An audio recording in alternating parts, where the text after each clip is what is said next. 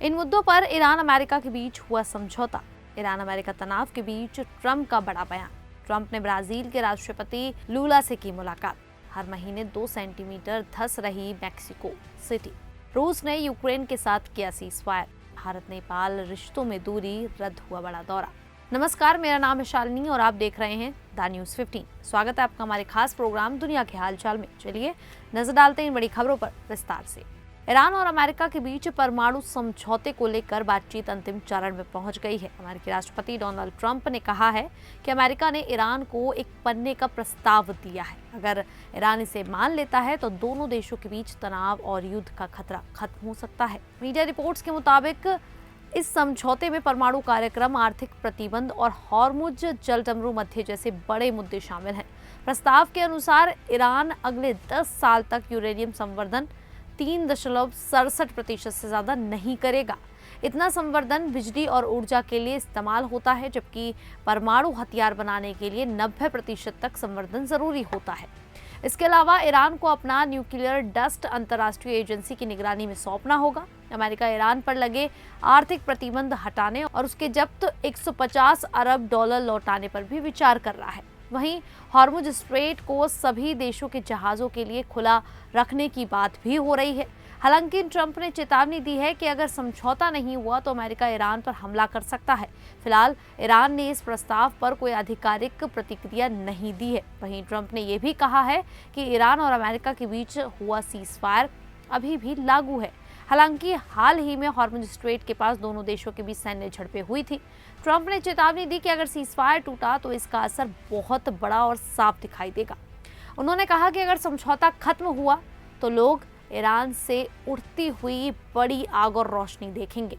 Trump के अनुसार हाल की झड़पों में अमेरिकी सेना ने तुरंत जवाब दिया और विरोधी ताकतों को भारी नुकसान पहुंचाया। उन्होंने कहा कि ईरान ने अमेरिका को उकसाने की कोशिश की, लेकिन अमेरिकी सेना ने कड़ा जवाब दिया। अमेरिकी सेना के मुताबिक हॉर्मुज स्ट्रेट से गुजर रहे 3 अमेरिकी युद्धपोतों पर मिसाइल, ड्रोन और छोटी नावों से हमला किया गया था। हालांकि अमेरिका ने दावा किया कि उसके किसी जहाज को कोई नुकसान नहीं हुआ और सभी हमलों को नाकाम कर दिया गया।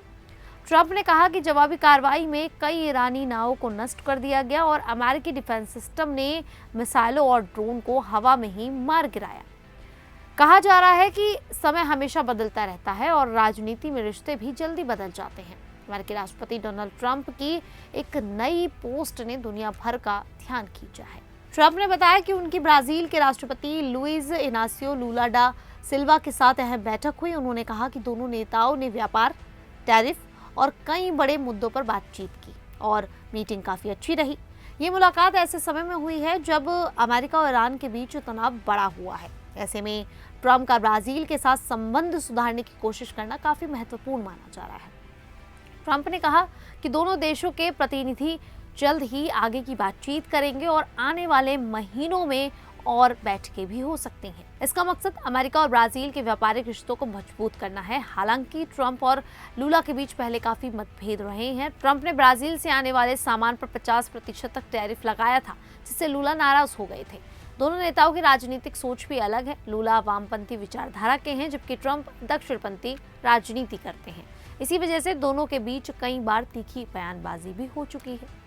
वहीं आपको बता दें कि मैक्सिको की राजधानी मैक्सिको सिटी एक बड़ी समस्या का सामना कर रही है। वैज्ञानिकों के मुताबिक ये शहर धीरे धीरे जमीन में धंसता जा रहा है।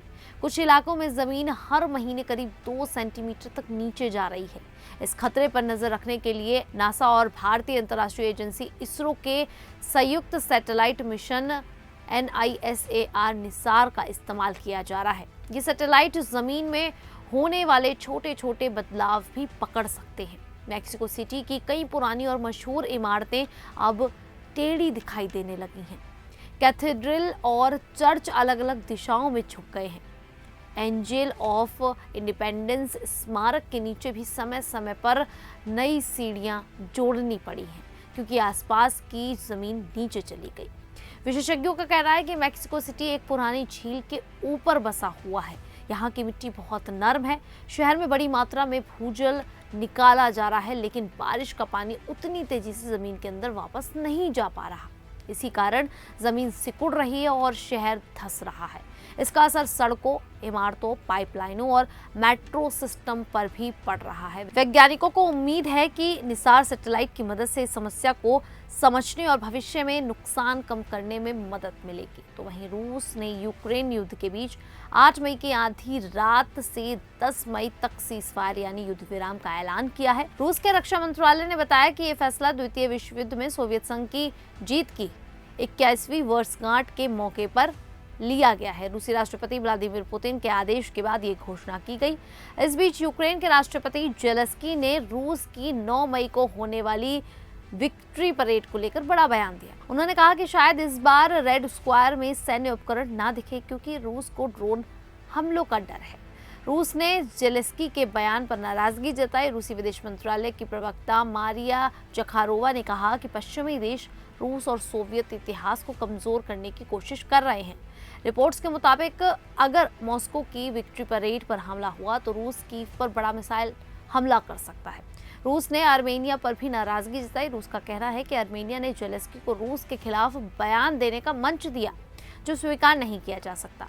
इस पूरे मामले से रूस और यूक्रेन के बीच तनाव और बढ़ गया है। तो वहीं भारत के विदेश सचिव विक्रम मिस्री का नेपाल दौरा फिलहाल रद्द हो गया है। उन्हें 11 मई को 2 दिन की यात्रा पर काठमांडू जाना था। इस दौरे का मकसद नेपाल की नई बालेन शाह सरकार से बातचीत करना और दोनों देशों के रिश्तों को मजबूत करना था, लेकिन अब ये यात्रा टाल दी गई है। नेपाल के अधिकारियों के मुताबिक भारत ने कहा कि विक्रम मिस्री की व्यस्तताओं की वजह से दौरा स्थगित किया गया। हालांकि इसके पीछे की असली वजह को लेकर कई तरह की चर्चाएं हो रही हैं।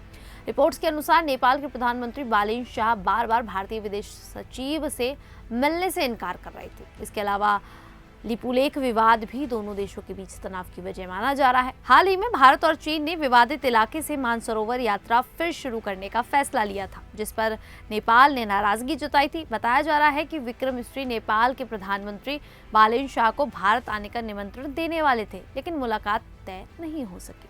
रिपोर्ट्स के मुताबिक बालेन शाह फिलहाल विदेशी अधिकारियों से 1-to-1 मुलाकात नहीं कर रहे हैं।